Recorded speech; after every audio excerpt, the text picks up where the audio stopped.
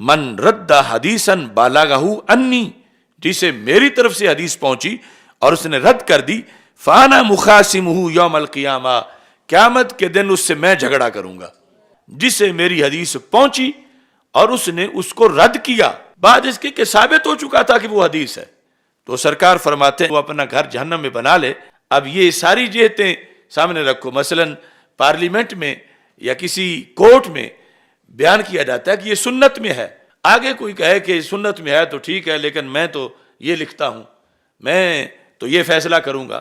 میں تو یہ کرنے والا ہوں، تو یہ کتنا بڑا جرم ہے۔ لیکن ایک فرقہ ہے اہل قرآن کا کہ جن کا یہ نعرہ ہے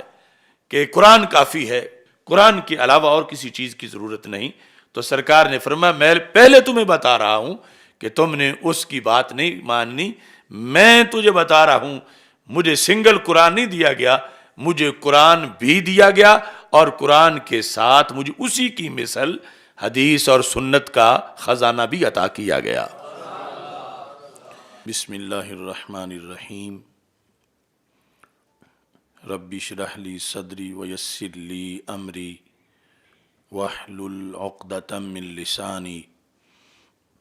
یفقہوا قولی۔ رضیت باللہ ربا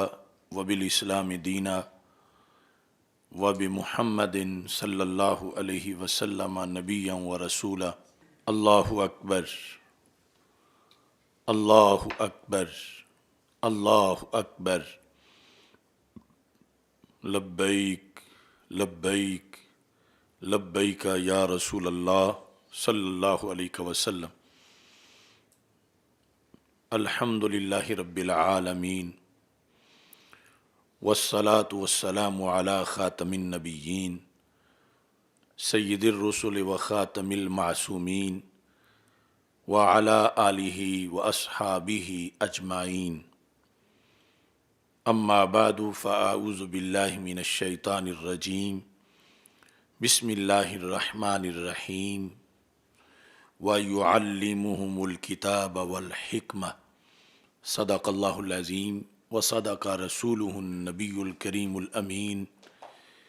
ان اللہ وملائکتہ یصلون علی النبی یا ایہا الذین آمنوا صلوا علیہ وسلموا تسلیما۔ الصلاۃ والسلام علیک یا سیدی یا رسول اللہ وعلی آلک واصحابک یا حبیب اللہ۔ الصلاۃ والسلام علیک یا سیدی یا خاتم النبیین وعلی آلک واصحابک یا سیدی یا خاتم المعصومین۔ مولایا صلی وسلم دائما ابدا علی حبیبک خیر الخلق کلہم، منزہ عن شریک فی محاسنہ فجوہر الحسن فیہ غیر منقاسم، محمد تاج رسل اللہ قاطبۃ، محمد صادق الاقوال والکلم، محمد ذکرہ روح لانفسنا، محمد شکرہ فرد علی الامم۔ رب صلی وسلم دائما ابدا علی حبیبک خیر الخلق کلہم۔ خدایا بحق بنی فاطمہ کہ بر قول ایماں کنی خاتمہ، اگر دعوتم رد کنی ور قبول، منو دست و دامان آل رسول صلی اللہ علیہ وسلم۔ اللہ تبارک و تعالی جل جلالہ وعم نوالہ واتم برہانہ وعظم شانہ وجل ذکرہ وعز اسمہ کی حمد و ثناء، اور حضور سرور کائنات، مفخر موجودات، زینت بزم کائنات، دستگیر جہاں، غم گسار زماں، سید سروراں، حامی بے کساں، قائد المرسلین، خاتم النبیین، احمد مجتبیٰ جناب محمد مصطفیٰ صلی اللہ علیہ وآلہ واصحابہ وبارک وسلم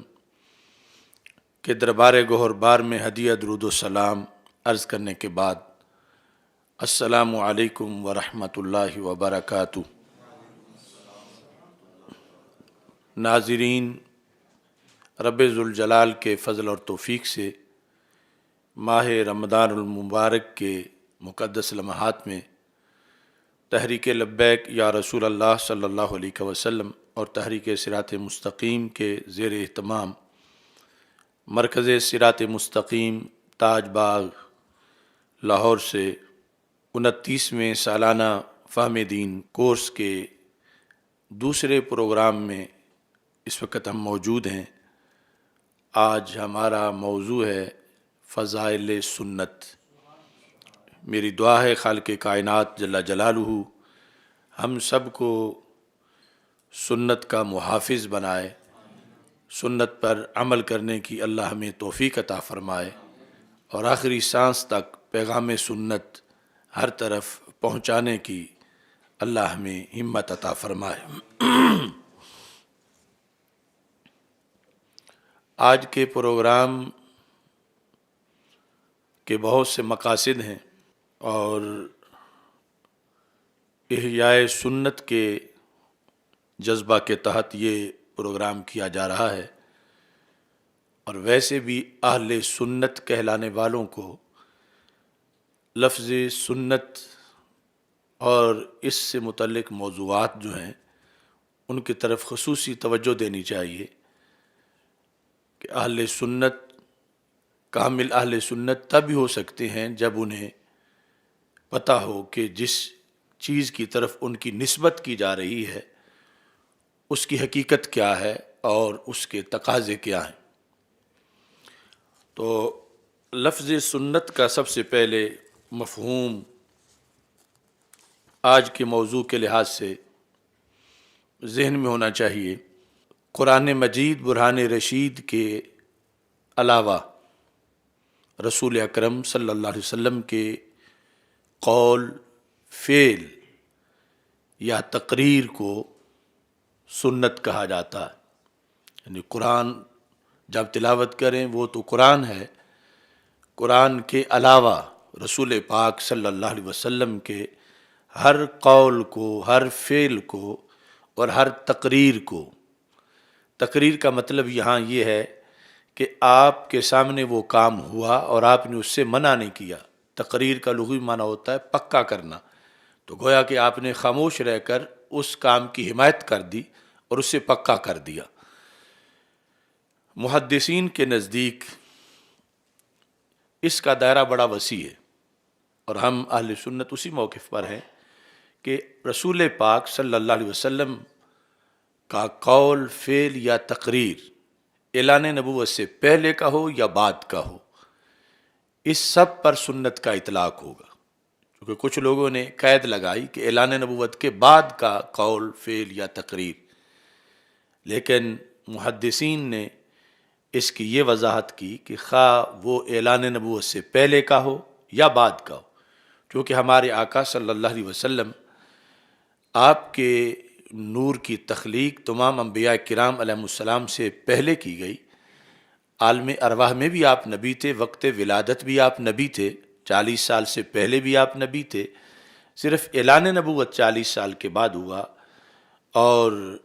بعد میں بھی نبی ہیں۔ تو اس بنیاد پر آپ کا ہر قول، فعل یا تقریر، خواہ وہ اعلان نبوت سے پہلے کا ہے یا بعد کا ہے، اس کو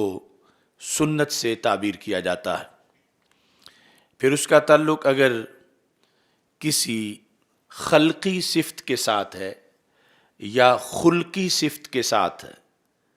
پھر بھی اس کو سنت کہا جائے گا۔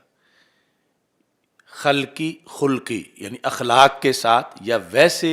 رسول پاک صلی اللہ علیہ وسلم کا جو مزاج مقدس ہے، آپ کی تخلیق ہے، طبیعت ہے، جبلت ہے، یہ سب جو ہیں اس میں جو چیز بھی قول و فعل تقریر میں آئے گی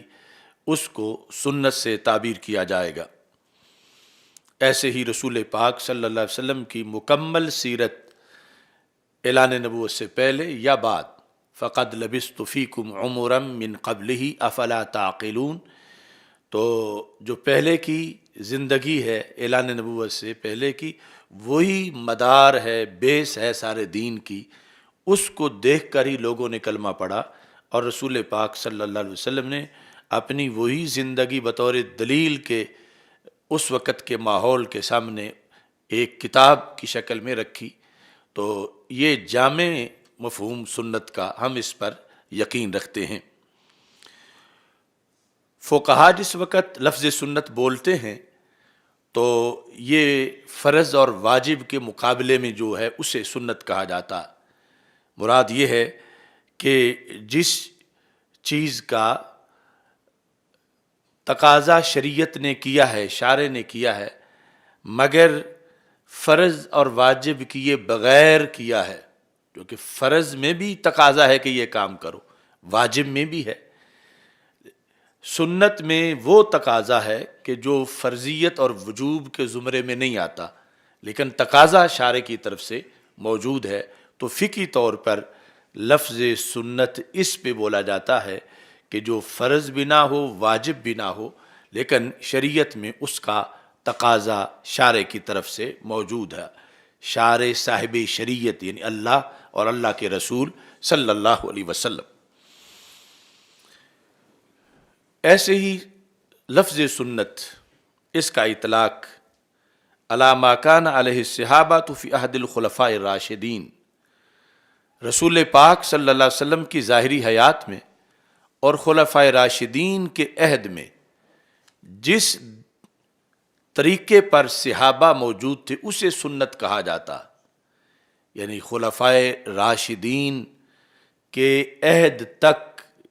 صحابہ جس نظریے پر تھے، جس طریقے پر تھے، جس منہج پر تھے، اس کو سنت سے تعبیر کیا جاتا۔ سنت کی تعریف میں یہ پہلو بھی بڑا اہم ہے، اور یہ حدیث سے ثابت ہے جس میں رسول پاک صلی اللہ علیہ وسلم نے فرقوں کی جو مختلف قسمیں تھیں اور ان میں سے ناجی جو بیان کیا تو ما انا علیہ و اصحابی، اور اسی سے پھر آگے اہل سنت کی تعریف جو ہے وہ ماخوذ ہے۔ دینی بحث میں سنت جو ہے الطریقۃ المسلوکہ لجماعت المسلمین المتوارثہ عن النبی صلی اللہ علیہ وسلم، مطلقاً وہ طریقہ جو رسول پاک صلی اللہ علیہ وسلم سے مسلمانوں کو ملا ہے،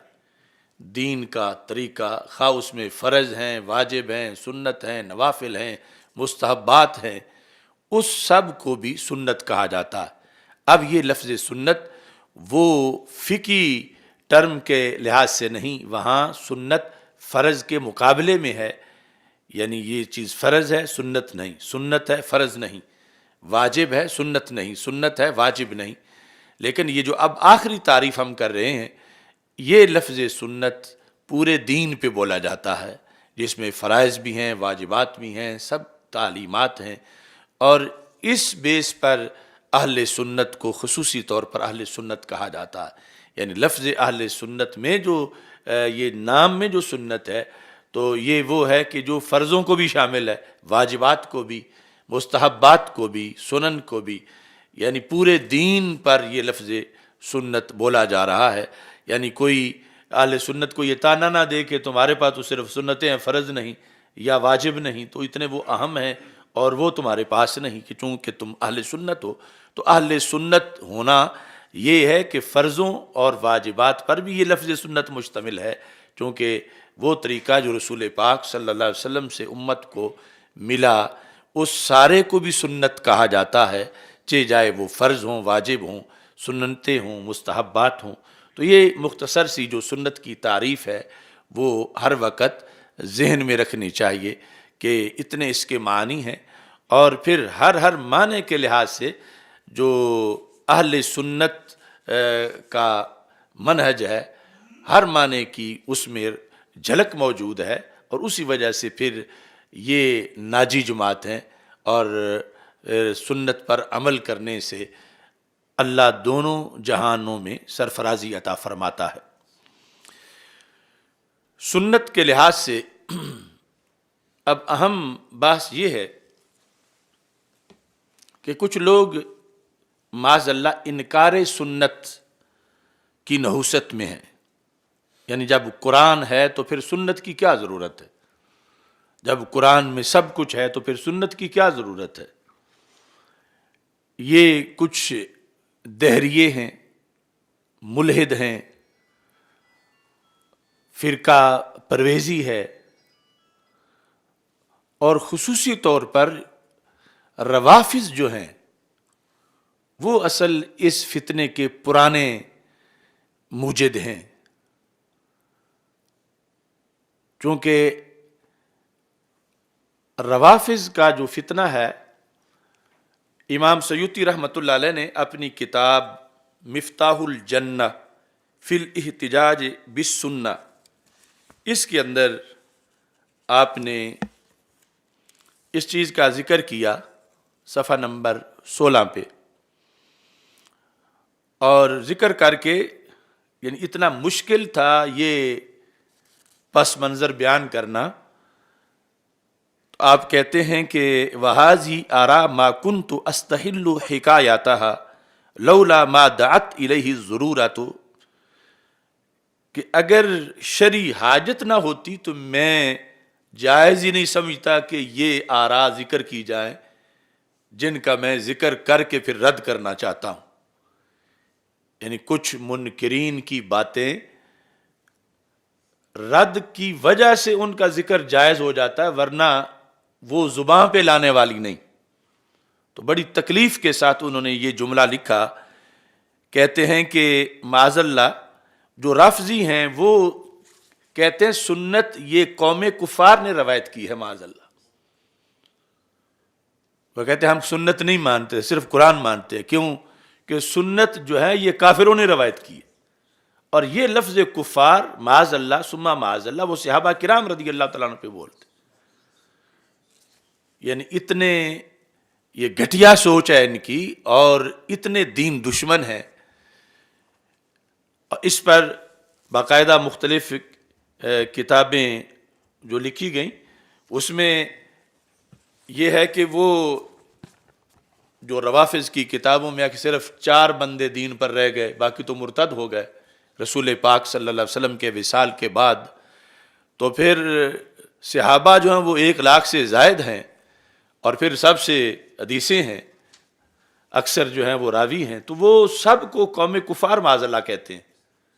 اور اس لیے وہ کہتے ہیں حدیث تو شاید کوئی نہیں. اور کچھ جو ہیں وہ 15 تعداد مانتے ہیں، 15 سے زائد نہیں مانتے. لیکن ان 15 میں اصحاب ثلاثہ داخل نہیں ہیں، ان 15 میں حضرت ابو ہریرہ رضی اللہ تعالیٰ عنہ داخل نہیں، ان 15 میں جو مین راوی ہیں حدیثوں کے وہ داخل نہیں ہیں سوائے مولا علی رضی اللہ تعالیٰ عنہ کے. اور ان کی طرف بھی 15 میں وہ اپنی سے گھڑ گھڑ کے حدیثیں جو ہیں وہ منسوب کرتے رہتے ہیں، جو 3 لاکھ حدیثیں بنا کر انہوں نے اپنی طور سے شائع کی ہوئی ہیں. تو امام سیوطی رحمۃ اللہ علیہ کہتے ہیں کہ ان کا کیا کہنا، ان کی بے وقوفی کا، کہ یہ تو پہلے نمبر پہ نبوتی مولا علی رضی اللہ تعالیٰ عنہ کا حق کہتے ہیں، اس لیے کہتے ہیں کہ فرشتے سے غلطی ہو گئی، کہ فرشتے سے غلطی ہوئی، نبوت حق تھی ان کے بقول معاذ اللہ حضرت مولا علی رضی اللہ تعالیٰ عنہ کی. اور وہاں سے ہٹتے ہیں تو کہتے ہیں خلافت حق تھی حضرت مولا علی رضی اللہ تعالیٰ عنہ کی، اور سارے صحابہ نے غصب کر لی. اور انہیں پھر اس مقصد کے لیے کہ خلافت حق ہے مولا علی رضی اللہ تعالیٰ عنہ کا، باقی سارے صحابہ کو کالعدم قرار دینے کے لیے وہ سرے سے حدیث کا انکار کرتے ہیں، اور اس پر پھر اپنی ایک جھوٹی عمارت جو ہے وہ تعمیر کرتے ہیں. تو ہمارے لیے یہ ضروری ہے کہ ہم یہ ذہن میں رکھیں کہ سنت اور حدیث کا کیا درجہ ہے، کس قدر لازم ہے اور کس قدر اس کو ماننا ضروری ہے. کیونکہ وہ چونکہ قرآن کی اولین تفسیر یہ ہے، سمجھا اس سے جا سکتا ہے، اس کو سائڈ پہ کر کے پھر قرآن میں اپنی من مانی کرنا چاہتے ہیں کہ ہر لفظ جس کا معنی عمدہ ہے اس کا معنی پھر مولا علی رضی اللہ تعالیٰ عنہ کا بنانا چاہتے ہیں، اور انہی سے پھر ہمارے تفضیلی لوگ سمجھتے ہیں اور وہ پھر تقریریں شروع کر دیتے ہیں. تو اس طرح یعنی آج کا موضوع بہت اہم موضوع ہے. اور پھر یہ جو اللہ کی زمین پر اللہ کا نظام اور نظام مصطفیٰ صلی اللہ علیہ وسلم کی جو بحث ہے، اور پاکستان کے اندر حکومت اور حاکمیت کا جو فلسفہ ہے، اس کے لحاظ سے بھی یعنی سنت کا مضمون بڑا اہم ہے۔ یہ وہ تمام باتیں بھی اس کے اندر موجود ہیں۔ تو اجمالاً ہم اس پر قرآن مجید سے چند دلائل، ویسے تو سارا قرآن ہی اس کی دلیل ہے، اور پھر حدیث سے صرف چند دلائل جو ہیں وہ پیش کریں گے، پھر تابعین سے، پھر ائمہ سے، اور اس طرح مختصر کرنے کی اس موضوع کو کوشش کریں گے۔ تو نبی اکرم نور مجسم شفیع معظم صلی اللہ علیہ وسلم کے جو اس سلسلہ میں فرامین ہیں، اس سے پہلے خود قرآن مجید برہان رشید کے اندر اس مضمون کو جو بیان کیا گیا، تو اس کے لحاظ سے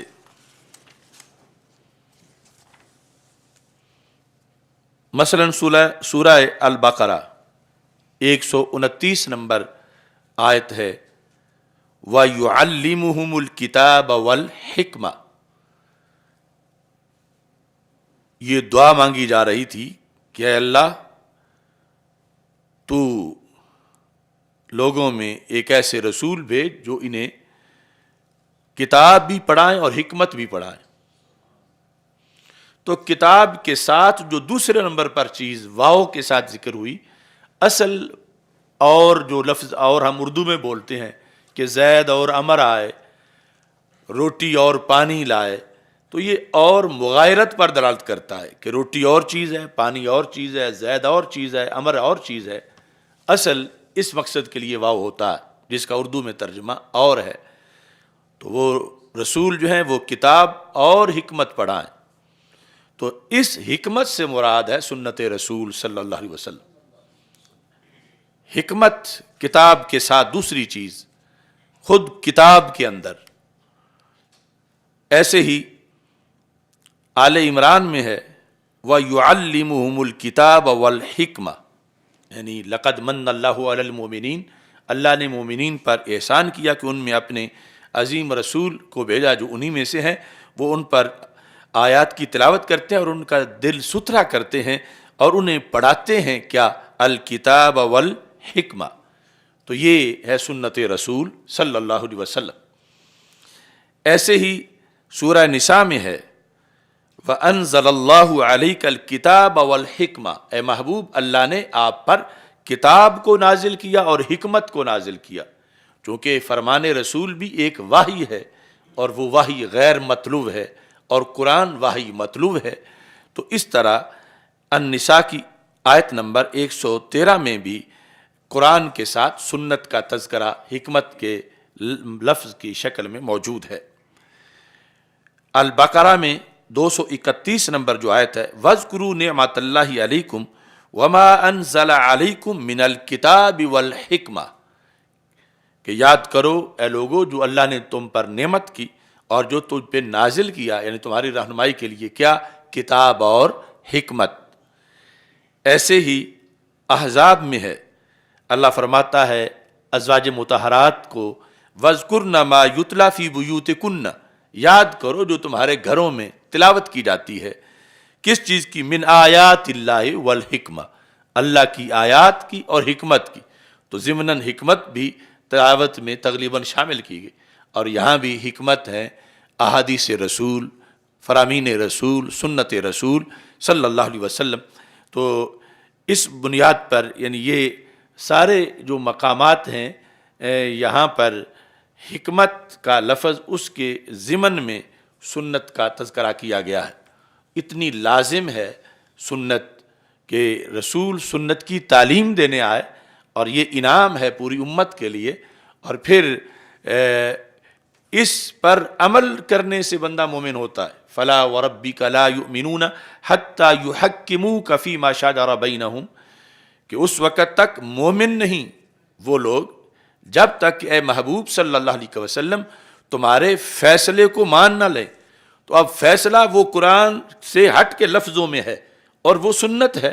وہ فرمان رسول صلی اللہ علیہ وسلم ہے، خواہ وہ زراعت کا ہو، تجارت کا ہو، وہ سودا بیچنے کا ہو، خریدنے کا ہو، وہ نماز روزے کا ہو، فیصلہ جو ہے حکومت مصطفیٰ صلی اللہ علیہ وسلم، اب وہ ساری چیزیں ہٹ کے ہیں قرآن سے، یعنی وحی غیر مطلوب ہیں، اس لحاظ سے ہٹ کے ہیں، ورنہ قرآن ہی کا حکم ہے۔ تو اب یہ سنت کو ماننا، جس کے انکار کے اتنے فتنے ہیں، روپ ہیں، آج بھی بہت سے اس طرح کے فتنے ہیں، تو ماننا اتنا لازم ہے کہ سنت سرکار کا جو فیصلہ ہے سنت کی شکل میں، یعنی حکومت مصطفیٰ صلی اللہ علیہ وسلم، سنت اس مطلب میں اتنی اہم ہے اس کو ماننا کہ اگر اس پر کوئی یقین نہ رکھے تو اس کا کلمہ کینسل ہو جاتا ہے، کہ وہ مومن نہیں، مطلب اس کا کلمہ منظور نہیں، اس کی نماز منظور نہیں، اس کا روزہ منظور نہیں۔ کب تک؟ حتی یحکموک فیما شجر بینہم، جب تک کہ اپنے فیصلوں میں محبوب آپ کے حکم کو وہ مان نہ لیں، جو کہ قرآن کی آیت سے ہٹ کے ہے لفظوں میں بظاہر، لیکن ماننا اتنا ضروری ہے۔ ثم لا یجدوا فی انفسہم حرجا مما قضیت ویسلموا تسلیما، اس کے بعد وہ صرف زبان سے اس کا کوئی انکار کرے معاذ اللہ، یہ تو بڑی دور کی بات ہے، اگر دل میں بھی سوچے کہ یہ جو اللہ کے رسول علیہ السلام نے حکم دیا ہے سنت کی شکل میں فلاں فیصلے کے اندر، یہ صحیح نہیں ہے، اچھا نہیں ہے، میں اس کو ناپسند کرتا ہوں، زبان پہ نہیں لایا معاذ اللہ، صرف دل میں سوچا اس نے، تو اللہ کہتا ہے میں دل بھی جانتا ہوں، تو میں اس کے ایمان کو قبول نہیں کروں گا، میں اس کی نماز قبول نہیں کروں گا، کیونکہ اس کے دل میں میرے نبی صلی اللہ علیہ وسلم کی سنت جو حکم کے مطلب میں ہے اس سے رنجش ہے تھوڑی سی، وہ اسے ناپسند کر رہا ہے، اگرچہ زبان پہ نہیں لا رہا، تو جو حبیب خدا جل جلالہ آپ کے فیصلے اور حکم اور حکومت کے لحاظ سے تھوڑا سا بھی دل کے اندر حرج سمجھتا ہے، وہ بھی مومن نہیں۔ جب تک یہ ساری چیزیں دور ہوں گی تو اللہ فرماتا ہے پھر میں ایمان کی سند ان کو عطا کروں گا۔ تو اس سے ہمیں یہ سمجھنا چاہیے کہ سنت کو ماننا کتنا لازم ہے، اور سنت پہ عمل جو اس کے مختلف کیٹیگریز ہیں اس کی شکل میں کس قدر لازم ہے۔ اسی بنیاد پر رب ذوالجلال کا فرمان ہے سورہ نور میں آیت نمبر 63 ہے، اللہ فرماتا ہے فَلْيَحْذَرِ الَّذِينَ يُخَالِفُونَ عَنْ أَمْرِهِ، ان لوگوں کو ڈرنا چاہیے، کن کو؟ جو رسول پاک صلی اللہ علیہ وسلم کے امر کی مخالفت کرتے ہیں، عن امری، یعنی سرکار نے ایک طریقہ دیا کہ سیاست کیسے کرنی ہے، سرکار نے ایک طریقہ دیا کہ نظام کیسے چلانا ہے، سرکار صلی اللہ علیہ وسلم نے ایک قانون دیا ہے زندگی گزارنے کا، اس سارے کو امر رسول کہا جا رہا ہے۔ تو اللہ فرماتا ہے جو میرے رسول صلی اللہ علیہ وسلم کے امر کی مخالفت کرتا ہے، آج لوگ بڑے دھڑلے سے کہہ دیتے ہیں کہ مذہب ہمارا اسلام ہے مگر سیاست ہماری فلاں کی ہے، تو اللہ فرماتا ہے کہ یہ وہ رسول ہیں کہ جو ماننے والے ہیں، جنہوں نے جنت جانا ہے، انہوں نے اپنی زندگی کے ہر شعبے میں ان کے فیصلے کو فالو کرنا ہے، ان کے حکم پر چلنا ہے، ان کی سنت کے پیروکار بننا ہے، اور جو مخالفت کرتے ہیں وہ ڈریں کس چیز سے؟ ان تصیبہم فتنہ، کہ ان پر فتنہ نہ آ جائے، او یصیبہم عذاب علیم، یا ان پر دردناک عذاب نہ آ جائے، انہیں ڈرنا چاہیے، فتنہ نہ آ جائے، یعنی اجتماعی طور پر اور انفرادی طور پر۔ انفرادی طور پر لوگ کہتے ہیں میں یعنی فیشن پہ چل رہے ہیں، انہیں سمجھایا جاتا ہے کہ قرآن میں یہ ہے، سنت میں یہ ہے، یہ سنت رسول ہے، سنت رسول پہ عمل کر لو، تو سنت رسول کا سن کے وہ آگے سے مذاق کر دیتے ہیں کہ یہ لوگ معاذ اللہ، اور کئی قسم کی آگے سے آوازیں نکالتے ہیں۔ تو اللہ فرما رہا ہے کہ سنت اتنی اہم ہے کہ جس نے ان کے امر سے، اللہ کہہ رہا ہے کہ امر رسول صلی اللہ علیہ وسلم کی جو مخالفت کرتے ہیں، بال رکھنے میں، کپڑے پہننے میں، زندگی کی بود و باش میں، زندگی گزارنے کے نظام میں، طریقوں میں، انفرادی طور پر اپنی چائس میں جو سرکار دو عالم صلی اللہ علیہ وسلم کے امر کی مخالفت کرتے ہیں، تو اللہ فرماتا ہے پھر وہ لمبی تان کے نہ سوئیں، وہ یہ دھیان رکھیں کہ ان پر فتنہ آئے گا اور یا پھر عذاب علیم آئے گا، اور اس کی پھر کئی صورتیں ہیں۔ اور ایسے ہی یہ جو آنے جانے والے حکمران ہیں ان کو بھی یہی مار پڑی ہے، اور پڑھتی جائے گی جب تک یہ اپنے آپ کو بدلیں گے نہیں. کیونکہ اگر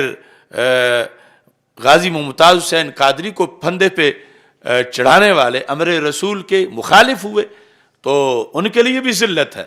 اور آسیہ ملعونہ کو بھگانے والے امر رسول صلی اللہ علیہ وسلم جو قرآن و سنت میں ہے اس کے مخالف ہوئے تو ان کے لیے بھی ذلت ہے.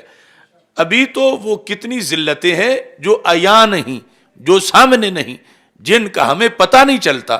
تو بہرحال اس سنت کے موضوع میں یہ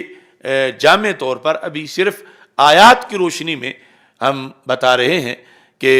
رسول اکرم نور مجسم شفیع معظم صلی اللہ علیہ وسلم کی سنت کی کیا فضیلت ہے. یعنی یہ سب سے بڑی فضیلت میرے نزدیک وہ یہ ہے کہ اس کو ہمارے لیے دین بنایا گیا، ہمارے لیے نظام زندگی بنایا گیا، نظام بندگی بنایا گیا، اور پھر اس کی بنیاد پر آخرت میں سفارش ہونے والی ہے کہ یہ بندہ سنت پر عمل کرتا تھا لہذا یہ جنت کا مستحق ہے، اور یہ سنت کو چھوڑتا تھا اسے جہنم بھیجا جائے، یا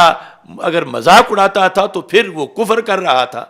محض تارک تھا تو پھر بخشش کے معاملات ہو سکتے ہیں. تو اس بنیاد پر یہاں فضائل سنت کے موضوع کو دیکھنا چاہیے. رسول پاک صلی اللہ علیہ وسلم کی جو احادیث ہیں ان احادیث میں سنن ابی داؤد کے اندر جلد نمبر 3 میں رسول پاک صلی اللہ علیہ وسلم کا یہ فرمان ہے، اور یہاں پر ابی داؤد کی کتاب السنہ ہے، یعنی انہوں نے پوری ایک کتاب لکھی ہے حدیث کی کتاب کے اندر. پھر ایک جو چیپٹر ہے، ویسے تو چیپٹر باب کے معنی میں ہوتا ہے، ایک بڑا حصہ جو ہے وہ چونکہ مختلف کتابیں ہیں، کتاب الطہارہ، کتاب الصلاۃ، تو ایسے ہی کتاب السنہ سنن ابی داؤد کے اندر اس میں پھر باب فی لزوم السنہ، کتاب السنہ میں باب ہے، چیپٹر ہے لزوم سنت کا. تو وہاں یہ حدیث ہے 4604. اس حدیث کے اندر حضرت مقدام بن مادی کرب رضی اللہ تعالیٰ عنہ رسول پاک صلی اللہ علیہ وسلم سے روایت کرتے ہیں. آپ ارشاد فرماتے ہیں الا انی اوتیت الکتاب، خبردار مجھے کتاب دی گئی. جو ہمارا کل کا موضوع تھا، سرکار فرماتے ہیں مجھے کتاب دی گئی، یعنی قرآن مجید دیا گیا. وَمِثْلَهُ مَعَهُ، اور قرآن کی مثل بھی مجھے دی گئی. ایک تو مجھے کتاب دی گئی، دوسرا کتاب کی مثل قرآن سے علیحدہ مجھے ایک چیز دی گئی، معہو، اس کتاب کے ہمراہ مجھے. یعنی یہ بھی اس کی قطعیت ہے کہ حدیث رسول بھی اللہ کی طرف سے آئی ہے. سرکار فرماتے ہیں اوتیت الکتاب ومثلہ معہو، مجھے اللہ کی طرف سے کتاب دی گئی جس کے لیے حکم تھا یہ قرآن کی شکل میں بیان کرنا، یہ قرآن ہے، اور اس کے علاوہ بھی اللہ کی طرف سے مجھے علوم کا خزانہ دیا گیا جو کہ حدیث ہے، سنت ہے. مثلہ یعنی اس کی مثل ہے قطعیت میں، رہنمائی دینے میں، نور ہونے میں، اور جہنم سے نکال کر جنت دینے میں جو کردار ہے اس میں وہ اس کی مثل ہے. اور پھر نبی اکرم صلی اللہ علیہ وسلم جو کہ اکثر مقامات پر جو حکم دیتے تھے یا اظہار علم فرماتے تھے تو اس کے اگینسٹ جو کچھ مستقبل میں ہونا ہوتا تھا رسول پاک صلی اللہ علیہ وسلم اس سے بچاؤ کا طریقہ بھی دیتے تھے. اور چونکہ آپ آخری نبی ہیں تو آپ کے فرامین پہلے نبیوں سے اس جہت میں بھی خاص ہیں کہ پہلے صرف اپنے وقت کی بات کرتے تھے کہ بعد میں نئے آئیں گے نبی تو وہ اپنی تعلیمات دیں گے. سرکار کو پتا تھا میں آخری ہوں، تو پھر قیامت تک کے لیے جو خطبات ختم نبوت ہیں رسول پاک صلی اللہ علیہ وسلم کے، یعنی 10,000 سے زائد احادیث، اس میں یہ حدیث بھی شامل ہے. تو آپ فرماتے ہیں الا یوشک رجل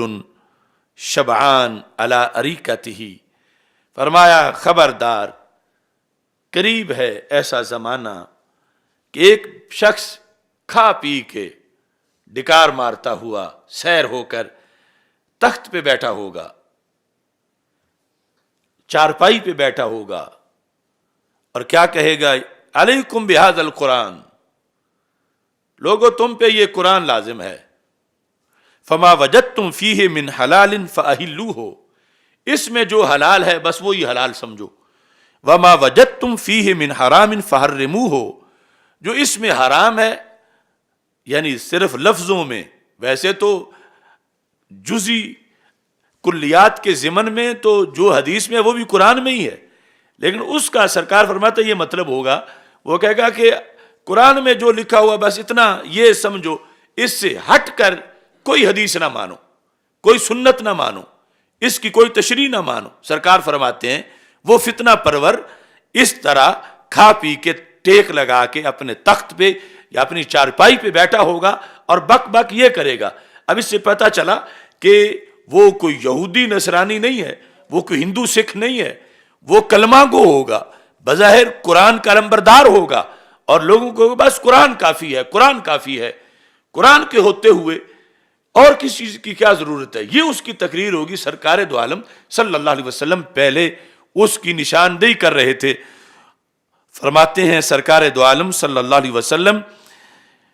وہ اس طرح کی جس وقت تقریر کرے گا تو نبی اکرم صلی اللہ علیہ وسلم فرماتے ہیں میں تمہیں بتا رہا ہوں کہ تم نے اس کی بات نہیں سننی، چونکہ مجھے قرآن بھی دیا گیا ہے اور قرآن کے مثل اور بھی دیا گیا ہے۔ وہ مثل کی نفی کرے گا، وہ کہے گا صرف قرآن مانو، جس طرح کہ ویسے تو پوری امت اہل قرآن ہے، قرآن والی ہے، لیکن ایک فرقہ ہے اہل قرآن کا کہ جن کا یہ نعرہ ہے کہ قرآن کافی ہے، قرآن کے علاوہ، یعنی ان کے مقاصد ہیں اس میں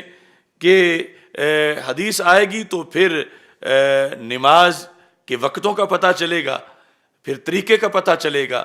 زکوٰۃ کے طریقے کا پتہ چلے گا، حج کے طریقے کا پتہ چلے گا، تو پھر دین پہ عمل ہو سکے گا۔ اور اگر حدیث کا ورقہ ہی پھاڑ دیا جائے معاذ اللہ تو پھر ظاہری طور پر کہتے رہیں گے کہ ہم دین والے ہیں، لیکن قرآن سامنے رکھ ہم کہیں گے تو اس میں تو ذکر ہی نہیں کہ 5 پڑھنی ہے، ذکر ہی نہیں اس میں کہ اتنی رکعتیں پڑھنی ہیں، اگرچہ وہ اجمالاً وہ ایسی چیزیں موجود ہیں۔ تو اس طرح پورے دین دشمنی کے لیے وہ سٹیپ یہ اختیار کریں گے بس قرآن کافی ہے، قرآن کے علاوہ اور کسی چیز کی ضرورت نہیں۔ تو سرکار نے فرمایا میں پہلے تمہیں بتا رہا ہوں کہ تم نے اس کی بات نہیں ماننی، میں تجھے بتا رہا ہوں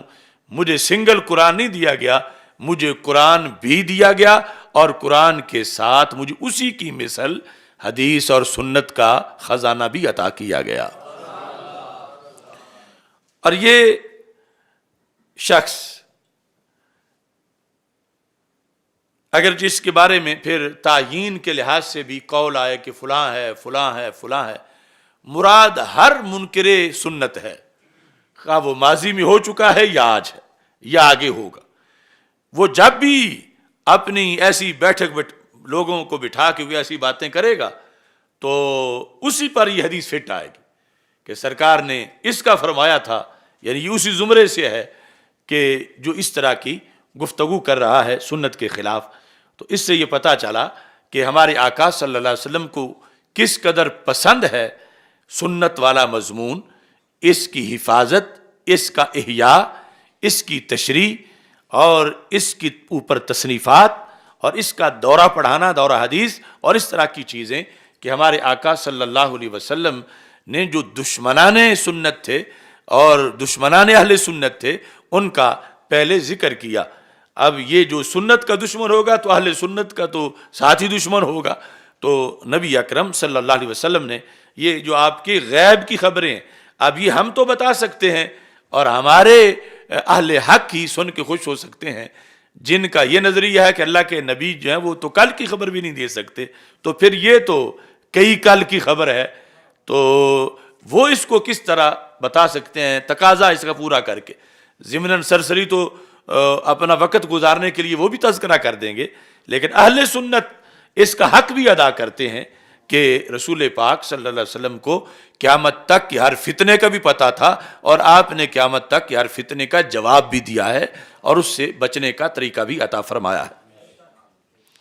ایسے ہی رسول اکرم صلی اللہ علیہ وسلم کے فرامین اور بھی ہیں جس میں آپ صلی اللہ علیہ وسلم نے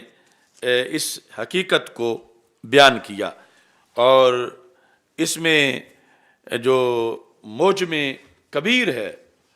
اور موجم اوسط، وہاں یہ طبرانی نے حدیثیں روایت کی ہیں۔ موجم کبیر کے اندر جلد نمبر 6 صفحہ نمبر 262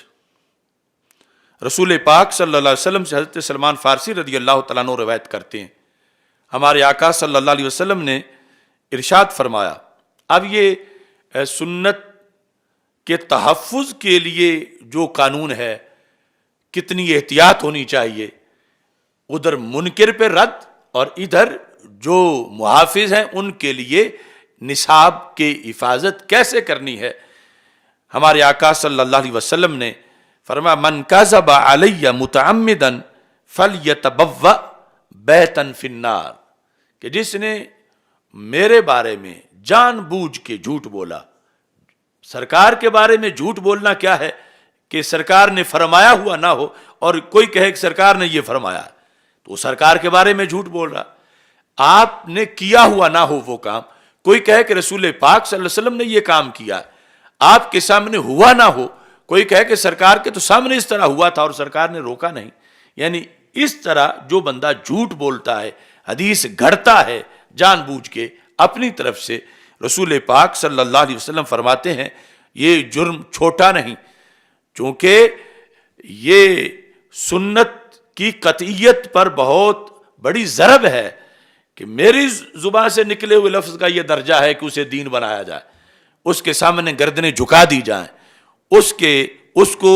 راج کرنے کا موقع دیا جائے، میرے فرمان کا تقاضا ہے۔ اور کوئی گڑھے خود اور وہ چاہے کہ اس کے سامنے دنیا جھک جائے تو یہ پھر جرم بھی بہت بڑا ہے۔ سرکار فرماتے ہیں فَلْيَتَبَوَّأْ بَيْتًا فِي النَّارِ، اسے دوزخ میں گھر بنا لینا چاہیے، یعنی مطلب ہے کہ اس کے لیے تیار ہے کہ وہ اس میں جائے گا۔ اور پھر اگلا جملہ، یہ کوئی نام نہاد سیاسی ایسا کرے، کوئی دہریہ ایسا کرے، یا کوئی مسلمان غفلت سے یا ویسے فیشن کا شوقین ہو کہ اگلی بات کرے، سرکار فرماتے ہیں وَمَنْ رَدَّ حَدِيثًا بَلَغَهُ أَنِّي، جسے میری حدیث پہنچی، میری سنت پہنچی، جو واقعی میں نے فرمایا ہوا تھا، اسے میری حدیث پہنچی، یا اسے بتایا گیا کہ یہ ہے سنت رسول صلی اللہ علیہ وسلم، یہ ہے ہمارے نبی علیہ السلام کا طریقہ، یہ ہے سرکار کی ادا، اس کو یہ بات پہنچائی گئی اور وہ واقعی میری ادا ہے، واقعی میرا طریقہ ہے، واقعی میری سنت ہے۔ آگے سے وہ کیا کرتا ہے، سرکار فرماتے ہیں ومن رد، وہ آگے سے رد کر دیتا، وہ کہتا ہے سرکار کی سنت ہو تو میں کیا کروں معاذ اللہ، یا سرکار کی سنت کے سامنے کسی طرح، کسی لفظ سے، کسی طریقے سے، کسی حرکت سے انکار کرتا ہے آگے اس کا، تو میرے آقا صلی اللہ علیہ وسلم فرماتے ہیں فَلْيَتَبَوَّأْ بَيْتًا فِي النَّارِ، اسے بھی جہنم میں اپنا گھر بنا لینا چاہیے۔ وہ پہلا جو گھڑ کے بنا رہا ہے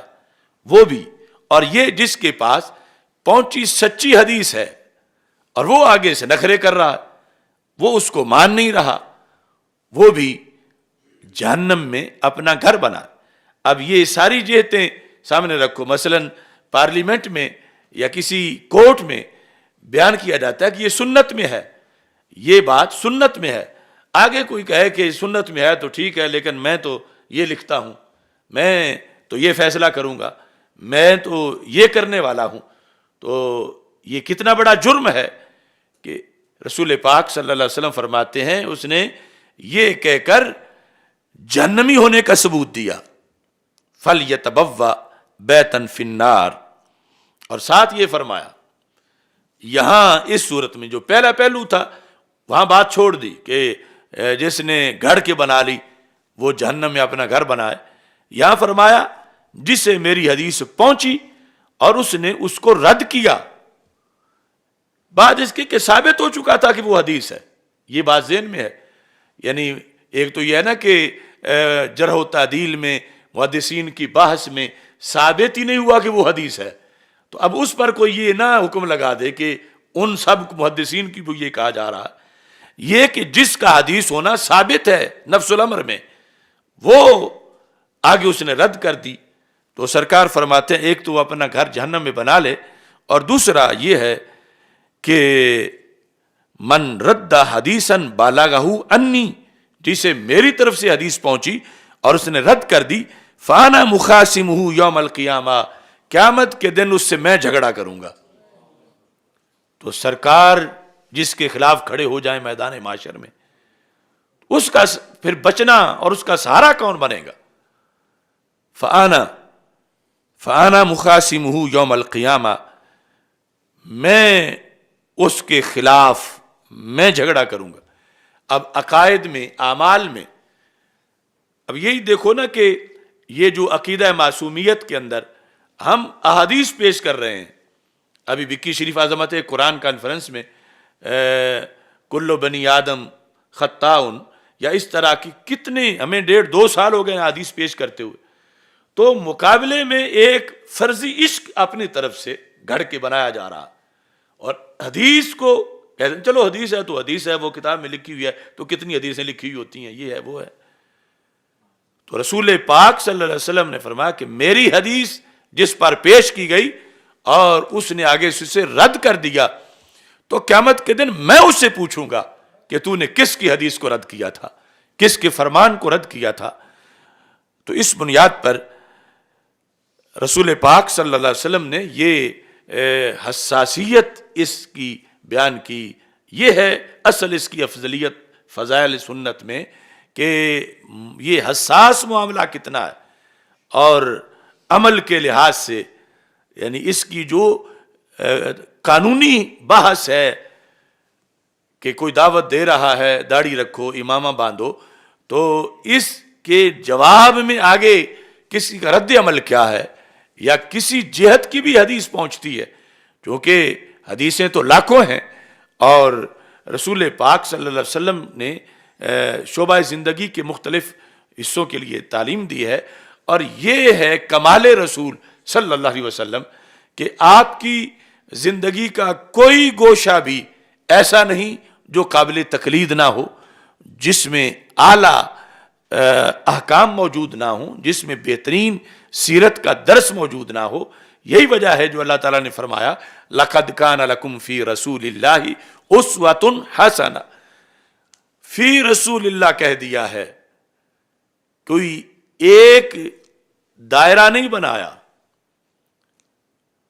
مثلا فی قعود رسول اللہ, سرکار کے بیٹھنے میں, فی قیام رسول اللہ صلی اللہ علیہ وسلم, سرکار کے کھڑے ہونے میں, فی سفر رسول اللہ صلی اللہ علیہ وسلم, سرکار کے سفر میں. کوئی ایک لفظ نہیں بولا. ہر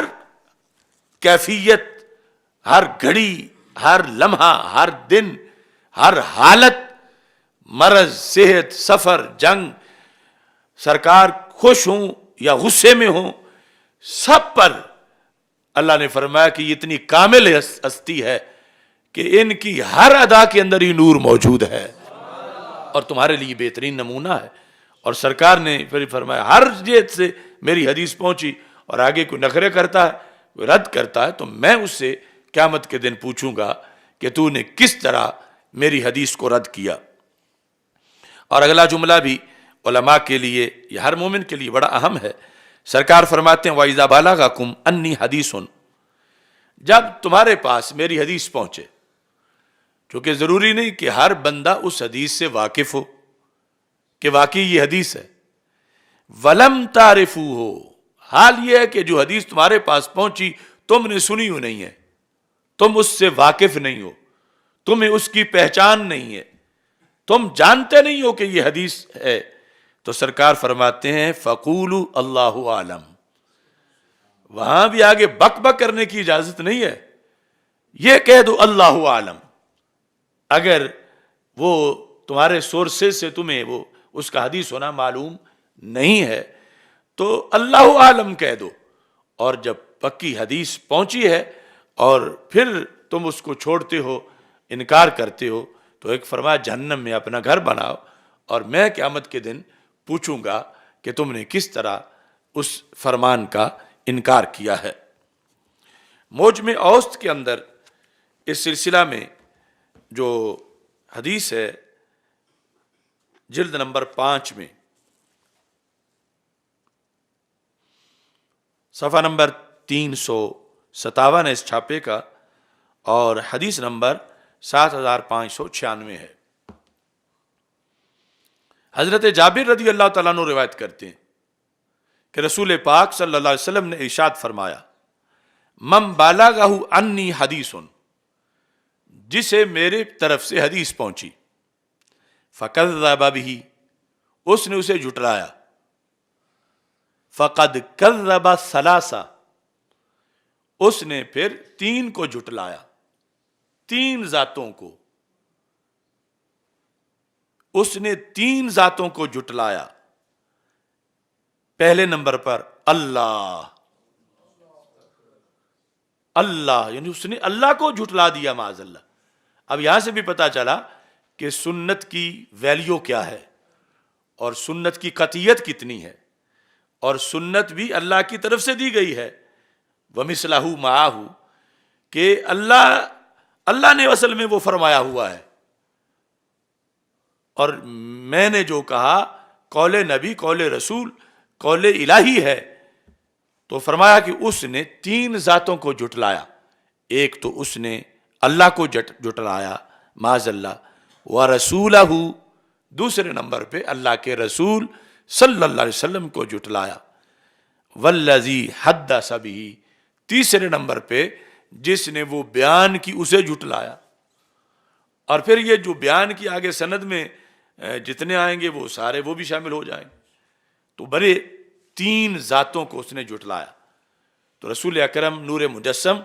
شفیع معظم صلی اللہ علیہ وسلم کا یہ فرمان اس میں بھی ہمارے لیے ہدایت ہی ہدایت ہے. اور آپ یہ دیکھیں کہ کتنا اہم موضوع ہے. لوگ بس عام لفظ سنت سمجھ دیتے ہیں, عام, لیکن یہ ہم ایک پردہ اس کا بھی ہٹا رہے ہیں. تو اس کے اندر کتنی لذت, دلکشی, کتنی جامعیت اور کتنی روشنی ہے کہ نبی اکرم نور مجسم شفیع معظم صلی اللہ علیہ وسلم کی سنت. اور یہ بھی سرکار کی خصوصیت ہے اور اس امت کی خصوصیت ہے کہ حضرت موسیٰ علیہ السلام یا حضرت عیسیٰ علیہ السلام یا پہلے نبیوں کی گفتگو, ان کا تو اصل ان پہ اتری کتابیں بھی امتیں نہیں بچا سکیں اور ان کو بیچ دیا ہے. یہ آخری رسول صلی اللہ علیہ وسلم کا فیض ہے کہ ان کی امت نے کتاب تو محفوظ کی ہی ہے, محبوب کے ہر خطاب کو بھی محفوظ کیا ہے. محفوظ, اور صرف خطاب کو ہی نہیں, فعل اور تقریر کو بھی, اور ہر ادا اور کیفیت کو بھی. یعنی یہ کریڈٹ جاتا ہے اس امت کو کہ اس نے واقعی کام کر کے دکھایا ہے. اور یہ اہل تھی کہ آخری ہوتی کہ انہوں نے آخری نبی صلی اللہ علیہ وسلم کی ہر چیز کو محفوظ کیا ہے, لفظوں کو, معنی کو, کیفیات کو. تو اس بنیاد پر رسول پاک صلی اللہ علیہ وسلم کی سنت پر دلائل صرف اختصار کے ساتھ ہم نے پہلے قرآن سے بیان کیے اور اس کے بعد سنت رسول صلی اللہ علیہ وسلم سے اب وہ دلائل بیان کر رہے ہیں. امام سیوطی رحمۃ اللہ علیہ کی کتاب مفتاح الجنہ فی الاحتجاج بالسنہ, اس کے صفحہ نمبر 58 پر ہے. حضرت عبداللہ بن عباس رضی اللہ تعالی عنہ اس کے راوی ہیں. اور ویسے یعنی امام سیوطی نے یہ جو طبرانی معجم کبیر سے اس کو روایت کیا ہے, یہ حدیث بھی جس طرح پہلے حوالے دیے ہیں بڑی اہم ہے. حضرت عبداللہ بن عباس رضی اللہ تعالی عنہ اس کے راوی ہیں کہ رسول پاک صلی اللہ علیہ وسلم نے ارشاد فرمایا من مشا الی سلطان اللہ فی الارض لیذلہ، جو بندہ چلا کہ زمین میں جو سلطان اللہ ہے، اللہ کا سلطان، اس کو ذلیل کرے. جو بندہ معاذ اللہ سلطان الہی، سلطان اللہ، اللہ کے سلطان کو ذلیل کرنے کے لیے نکلا، اذل اللہ رقبتہ، اللہ اس کی گردن دبوچے گا، اللہ اسے ذلیل کرے گا. اب یہ جو حدیث ہے، قال مسدد،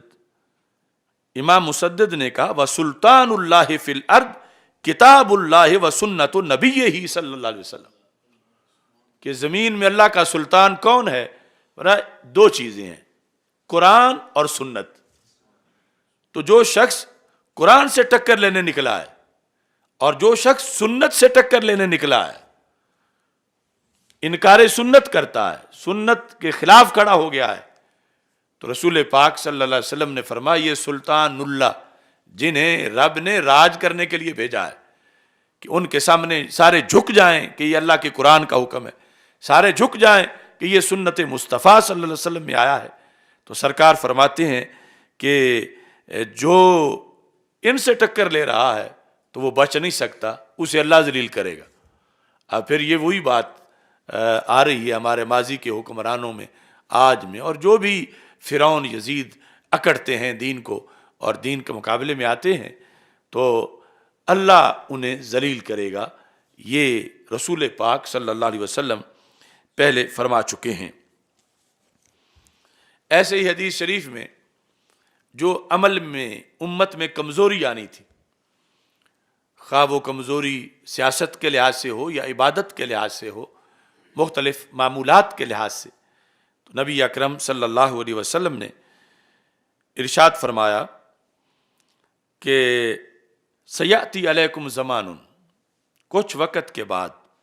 ایسا زمانہ آئے گا، لا یکون فیہ شیء اعز من ثلاث، جس میں تین چیزیں بڑی نادر ہو جائیں گی، تین چیزیں ڈھونڈنے سے مشکل ملیں گی، تین چیزوں کا وجود نادر ہو جائے گا. کون کون سی؟ سرکار فرماتے ہیں درہم حلال، حلال رزق نادر ہو جائے گا. پھر او اخن یستأنس، رازدان بھائی، حقیقی بھائی یا معاشرے میں ویسے کوئی صحیح دوست کہ جس سے بندہ انس حاصل کر سکے اور خیر خواہی جو کرنے والا مخلص ہو. تیسرے نمبر پہ سنت یعمل بہا، کہ وہ سنت جس پہ عمل کیا جا رہا ہو، یعنی سنتوں پہ عمل مفقود ہو جائے گا، نادر ہو جائے گا. بہت گھٹ لوگ ہوں گے جو سنت پہ عمل کر رہے ہوں. اب شاید ذہنوں میں آ رہا ہو کہ ابھی ہم تو کتنے داڑھیوں والے ہیں، کتنے اماموں والے ہیں، نماز والے ہیں. تو ایک تو یہ کہ مجموعی جو تعداد ہے انسانوں کی اس وقت، اس کے مقابلے میں تو پھر یوں ہی ہوگا کہ جس طرح آٹے میں نمک ہوتا، یا پھر جو مجموعی سنتیں ہیں اس کے مقابلے میں یہ چند جو ہم نے اپنائی ہوئی ہیں، تو ان باقی جو ہم نے چھوڑی ہوئی ہیں معاذ اللہ، ان کے لحاظ سے، یعنی یہ لفظ سرکار بول رہے ہیں کہ شوق پیدا ہو امت میں کہ جو متروکہ سنتیں ہیں ان پر بھی عمل کیا جائے، ان کو ڈھونڈا جائے. اس واسطے فرمایا من احیا سنتی عند فساد امتی فلہ اجر مئات شہید، کہ جب امت میں بگاڑ آ جائے، جس نے میری ایک سنت کو زندہ کر دیا، اللہ اس کو 100 شہیدوں کا ثواب عطا فرمائے گا. تو یہ یعنی احادیث کی سب سے پہلے ویلیو بندے کے ذہن میں ہو تو پھر اس کے لیے جھکے، کیونکہ سنت پر عمل کرے گا تو تانے بھی ملیں گے، سنت پہ عمل کرنے گا تو لوگوں سے مخالفت بھی ہوگی، اس کو سزائیں بھی ہو سکتا ہے اس سنت پر عمل کرنے کی مل جائیں، اس کو قید بھی ہو جائے، اس کے لیے مختلف پابندیاں بھی ہوں، گھٹن بھی ہو، مختلف قسم کی آزمائشیں بھی ہوں. تو اس بنیاد پر اس کو پھر ثواب بھی اسی میرٹ پہ ملتا ہے کہ جتنی بڑی سنت کو وہ زندہ کر رہا ہے اللہ اتنا زیادہ اس کو اس پر اجر و ثواب عطا فرماتا ہے۔ احادیث تو اس کے علاوہ بھی بہت سی ہیں۔ اب اس کے بعد صحابہ رضی اللہ تعالی عنہم کے جو فیصلے ہیں اور اقوال ہیں، اور ساتھ یہ ہے کہ رسول پاک صلی اللہ علیہ وسلم نے پھر اس سنت میں اپنی طرف سے، اور کسی کی اتھارٹی نہیں، اپنی طرف سے خلفائے راشدین کی سنت کو بھی شامل کیا۔ ایک یہ وجہ بھی ہے روافض کی چڑ جو سنت سے ہے، اس کا ایک سبب یہ بھی ہے، اور یہ انہوں نے اپنی کتابوں میں اس کا بار بار اظہار کیا کہ دیکھو جی یہ غیر نبی کے قول کو بھی سنت بنا لیتے ہیں، غیر نبی کے قول کو، اور پھر جو جتنی آگے تدوین ہوئی ہے امام بخاری، مسلم، یہ سب کہتے ہیں دیکھو یہ اموی دور میں جو کچھ ہوتا رہا ہے سب گڑ گڑ کے جو ہے وہ اس طرح یعنی پورے دین پہ وہ حملہ کرتے ہیں، اور یہ جو آج ہم بھگت رہے ہیں یہ بھی اصل اسی ان کی تحریک کا حصہ ہے کہ جس میں انہوں نے امام بخاری اور امام مسلم ان کے لیے خطائی کا لفظ استعمال کیا کہ انہوں نے وہ حدیثیں روایت کی ہیں جن حدیثوں میں انبیاء علیہ السلام کی طرف خطا کی نسبت کی گئی ہے، جن حدیثوں میں ان کی طرف صاف کی نسبت کی گئی ہے، نسیان کی نسبت کی گئی ہے، تو ان کے بقول اللہ کے انبیاء علیہ السلام کی طرف خطا کی نسبت یہ توہین نبی ہے، صاف کی نسبت توہین نبی ہے، نسیان کی نسبت توہین نبی ہے۔ یہ ان کا مذہب ہے جس پر چل کر آج کچھ لوگ، چلو وہ رفض والے تو رفض میں گرے ہوئے تھے، وہ جو لعان شاہ چھوٹی سی کتاب لوگوں کو دے رہا ہوتا ہے کہ جزو رسول صلی اللہ علیہ وسلم کی توہین کفر ہے، تو جزو رسول علیہ السلام تو کیا، ان کا تو مقام ہی بڑا اونچا ہے، ہم تو نال رسول صلی اللہ علیہ وسلم کی توہین بھی کفر سمجھتے ہیں، لیکن جس کو وہ توہین کہہ رہے ہیں اس کو توہین کہنا یہ روافض کا عقیدہ، چونکہ روافض کے نزدیک تو نبی کی خطا نبی کی طرف نسبت کریں تو وہ کہتے ہیں گستاخ ہیں امام بخاری، انہوں نے یہ حدیثیں گڑھ کے بنائی ہوئی ہیں، یا پھر اوپر معاذ اللہ یہی لفظ انہوں نے حضرت صدیق عمر رضی اللہ تعالیٰ عنہ کے بارے میں بولے ہوئے کہ انہوں نے چند حدیث مثلا جو حدیث کرتاس میں ہے حضرت عمر رضی اللہ تعالیٰ عنہ کے الفاظ کہ ہمارے لیے قرآن کافی ہے اور اس طرح کی جو چیزیں، تو اس سے کہ یہ سارے معاذ اللہ گستاخ نبی ہیں اور انہوں نے یہ سمجھا کہ اب لکھیں گے تو خطا کر دیں گے، تو اس بنیاد پر یہ اتنا یعنی جو بڑا حملہ تھا روافض کا شیخین کریمین پر، پھر امت میں بخاری مسلم پر، اس حملے میں آج یہ جب روافض نے ہم پہ کیا تو یہ بھی ساتھ شریک ہو گئے، یعنی سب سے پہلے یہ لفظ میرے بارے میں روافض نے بولا ہے۔ روافض کی جو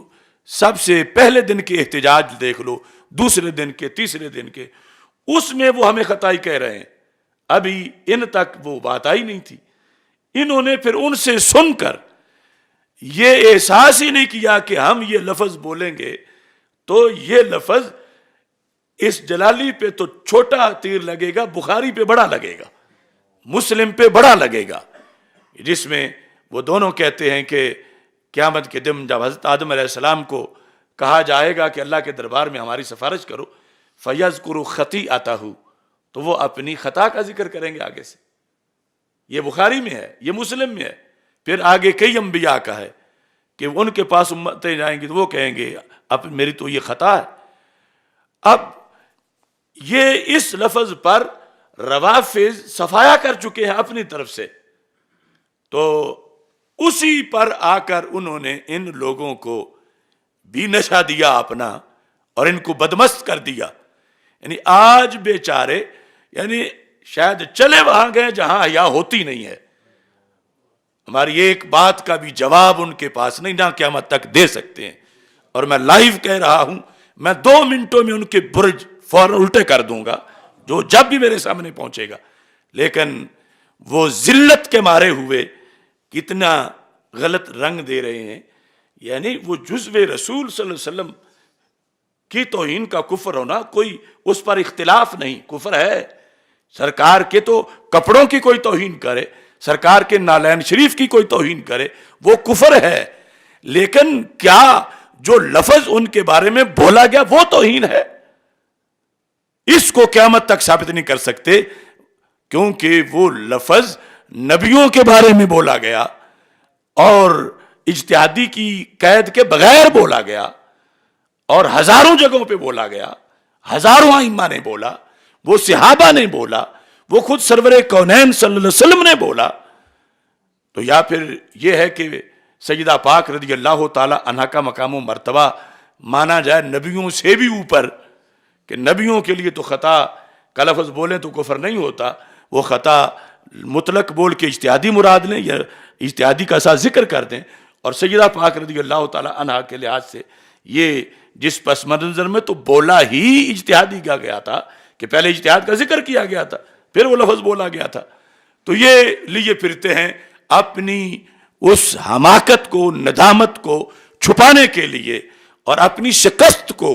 کہ ان کے صوبائی صدر نے یہ ہم سے کہا تھا تو ہم نے فوراً کلپ ریکارڈ کر دیا تھا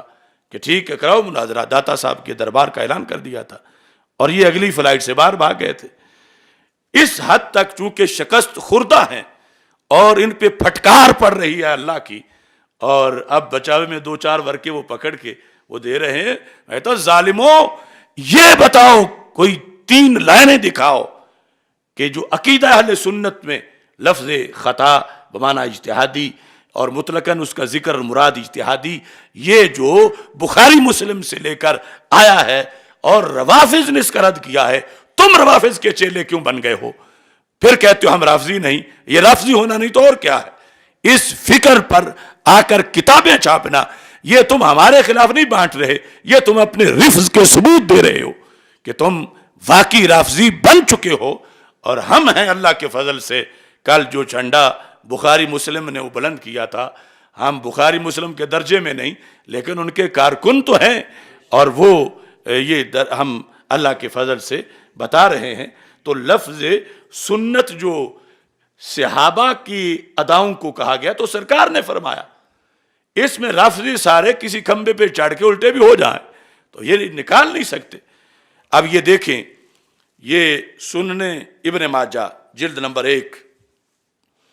اس میں صفحہ نمبر 47 ہے، باب ہے، مقدمہ جو ہے، باب اتباع سنت الخلفاء الراشدین المہدیین، کہ خلفاء راشدین کی، مہدیین کی سنت کی اتباع۔ یہ جو ان کا جلسہ تھا ناصر باغ والا 2.5 لوگوں والا، تو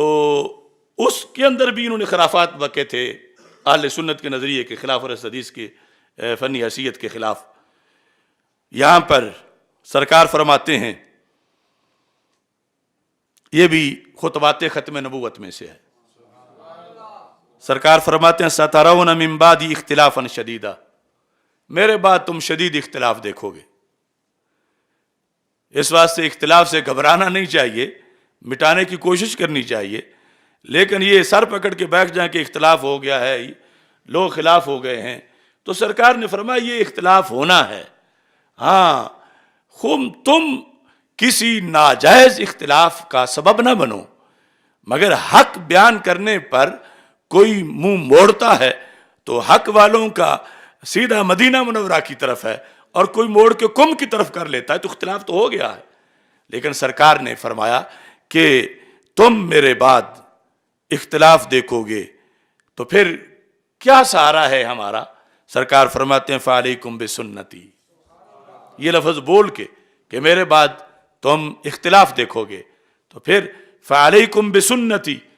تجھ پر میری سنت لازم ہے، تجھ پر میری سنت لازم ہے، وَسُنَّتِ الْخُلَفَاءِ الرَّاشِدِينَ۔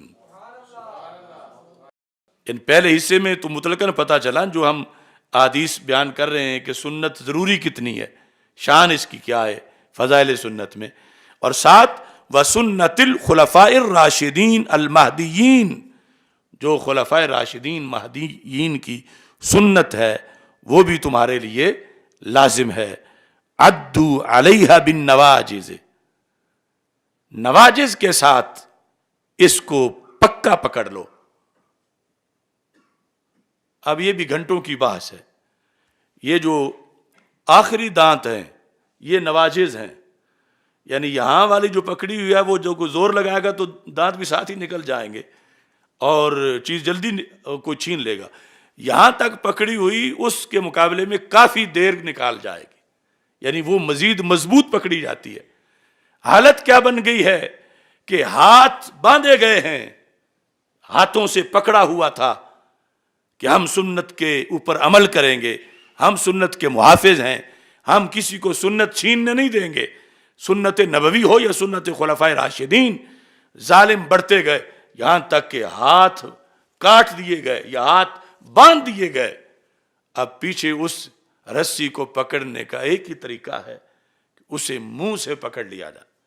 تو سرکار فرماتے ہیں اگر یہ صورتحال بن جائے تو پھر داڑھوں سے بھی پکی کر لو. یعنی یہ اگلا جو مرحلہ تھا کہ چھٹی پھر بھی نہیں کہ سنت جاتی ہے تو جائے، اب تو ہمارے ہاتھ بھی کٹ چکے ہیں، ابھی منہ تو باقی ہے. اس کو اتنا اگر برادری ناراض ہو رہی ہے سنت پہ عمل کرنے پر، محلہ ناراض ہو رہا ہے تو اتنے میں ہی بندہ لیٹ جائے. نہیں، سرکار نے فرمایا یہاں تک کہ تم اس کو اپنے داڑوں کے اندر مضبوط کرو، تھامو اس کو، کس کو؟ سنت نبوی علی صاحب الصلاۃ والسلام اور سنت خلفائے راشدین رضی اللہ تعالیٰ عنہم کو. تو یہ سارا جو لیکچر ہے یہ احیاء سنت کے لیے ہے. یعنی ایک ایک حدیث، امید ہے انشاءاللہ آگے ہزاروں مبلغ اس کو بیان کریں گے، اور یہ جو ہر نیا موضوع ہے اس کے نئے دلائل ہیں. اور اس جہت میں تو یہ ہے اصل ہماری تحریک کہ ہم خواص جو کورس کرتے ہیں، درس نظامی پڑھتے ہیں، وہ تو پڑھتے ہی ہیں، یعنی عام لوگوں تک دین باحوالہ پیش کیا جائے. کورس تو ہر کوئی کرا رہا ہے. ہمارے فہم دین کی تحریک کو اللہ نے یہ کامیابی عطا کی کہ اس کے اندر ہم نے تازہ پھل پیش کیا ہے. اور اگرچہ وہ سالوں کے لحاظ سے تو مدینہ منورہ میں کافی پہلے کا، صدیوں پہلے کا ہے، اور لوح محفوظ پر تو مزید پہلے کا ہے، لیکن پیش کرنے میں وہ تازہ تازہ لوگوں کے لحاظ سے. تو یہ ایک کاوش ہے، اللہ ہمیں مزید توفیق دے کہ ایسے امور کو منظر عام پر مزید لایا جا سکے. اس میں ابھی تک تو پہلے جو ہم نے بیان کیا وہ احادیث رسول صلی اللہ علیہ وسلم، اور سرکار نے صرف جو منظر کشی ہے اس میں بھی لوگوں کو فالو کرنے کی تنبیہ کی. مثلا یہ حدیث جو ہے کہ صلو کما رأیتمونی اصلی، نماز یوں پڑھو جیسے تم مجھے پڑھتا دیکھو. یعنی ایک تو ہے سرکار کا قول سننا، اور یہ ہے کہ جیسے تم مجھے دیکھو، یعنی میری اداؤں کو جیسے تم دیکھو، یہ بھی تم پہ لازم ہو جاتا ہے، اور اس کو بھی تم نے اپنے سنت کے دائرے میں رکھنا ہے. یہی وجہ حضرت عمر رضی اللہ تعالیٰ عنہ نے حجر اسود کو کھری کھری سنا دی تھی، لولا انی رأیت رسول اللہ صلی اللہ علیہ وسلم یقبلک ما قبلتک، اگر میں اللہ کے رسول علیہ السلام کو تجھے چومتا نہ دیکھتا تو میں تجھے کبھی بھی نہ چومتا. اور یہ حضرت عمر رضی اللہ تعالیٰ عنہ کا فرمان تو زیادہ رائج ہے، لیکن یہ فرمان حضرت صدیق اکبر رضی اللہ تعالیٰ عنہ کا بھی ہے. جس طرح کہ تاریخ الخلفاء کے اندر امام سیوطی رحمۃ اللہ علیہ نے ان سے بھی اس کو روایت کیا ہے کہ آپ نے بھی حجر اسود کو کہا لولا انی رأیت رسول اللہ صلی اللہ علیہ وسلم یقبلک ما قبلتک،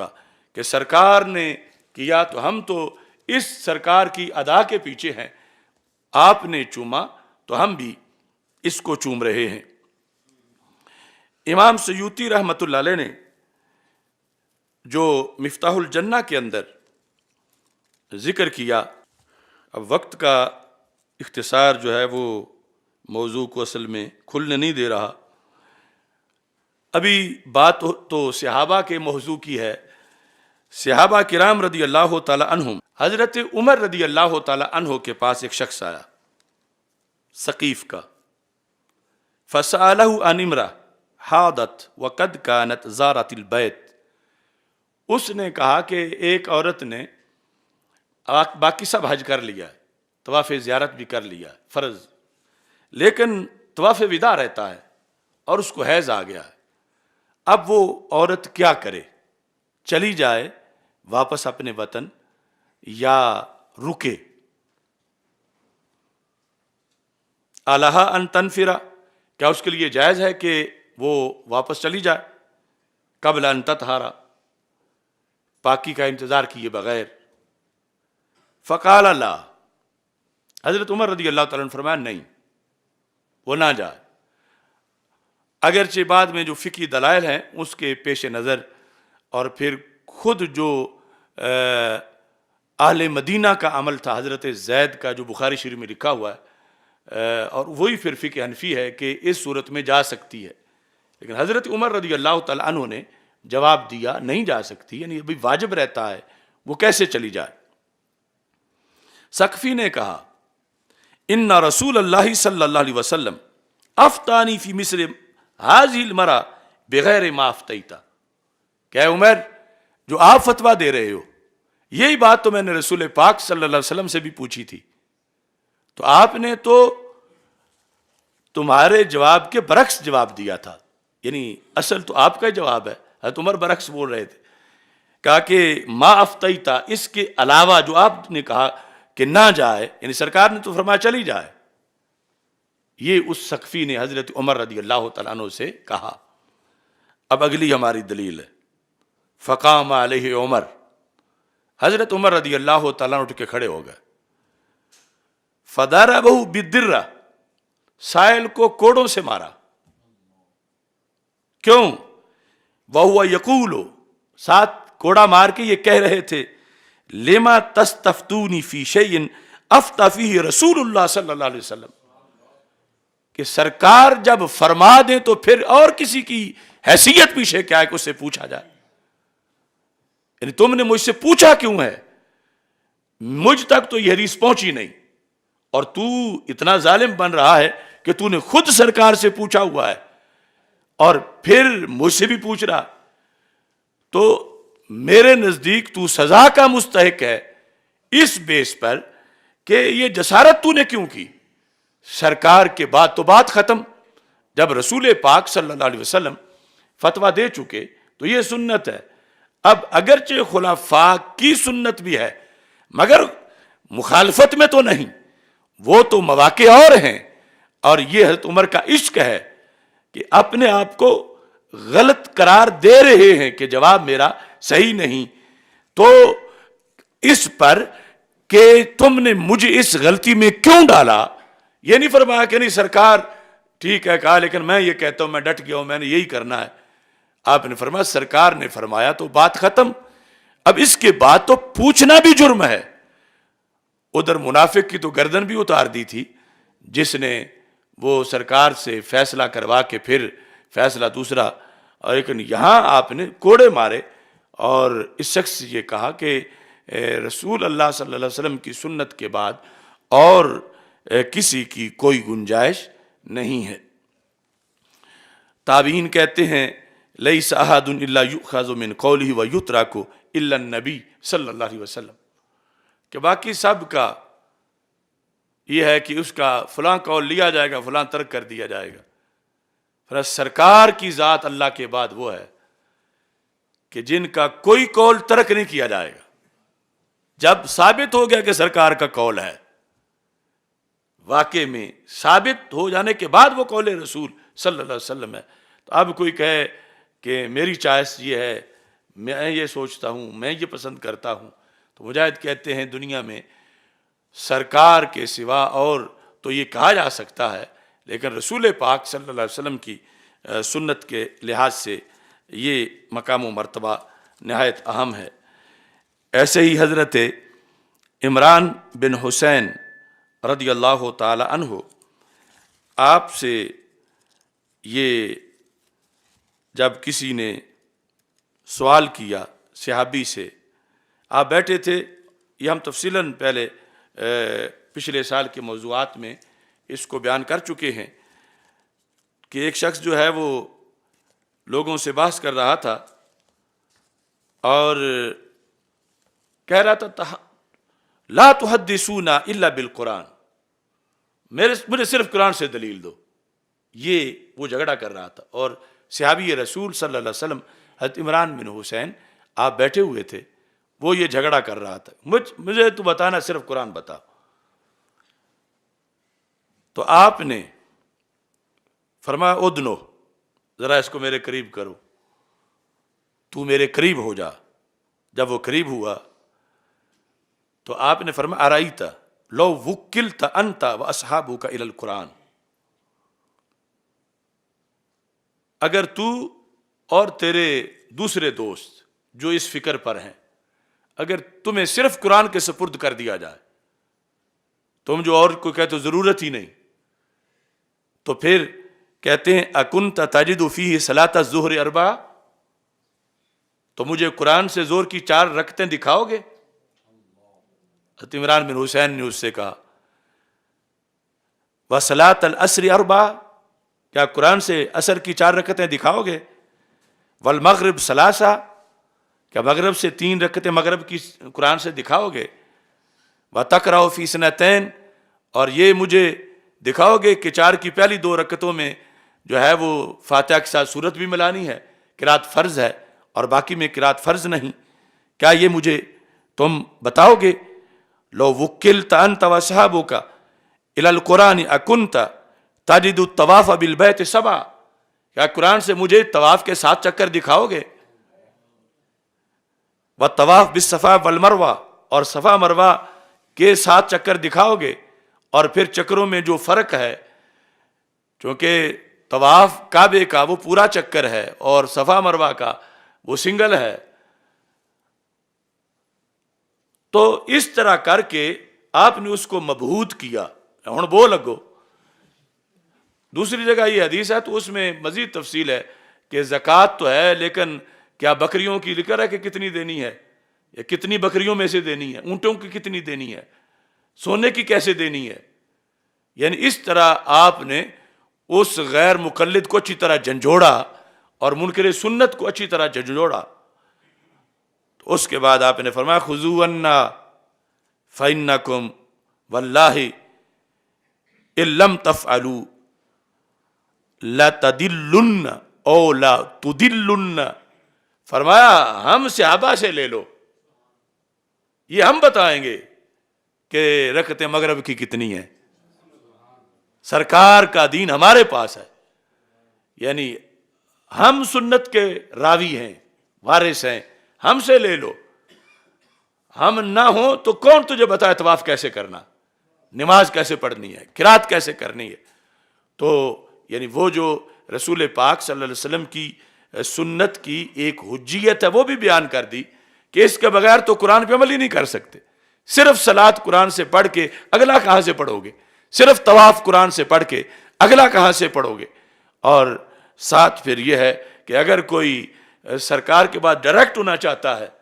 درمیان میں صحابہ کو ہٹا دینا چاہتا ہے، تو وہ کس سے لے گا؟ کیونکہ سارا دین تو ان کے روایت سے آگے آیا. تو اس کی طرف بھی حضرت عمران بن حسین رضی اللہ تعالی عنہ نے اشارہ فرما دیا. اسی وجہ سے عظیم تابعی حضرت ایوب سختیانی رحمۃ اللہ علیہ کہتے ہیں اذا حدثت الرجل بسنت،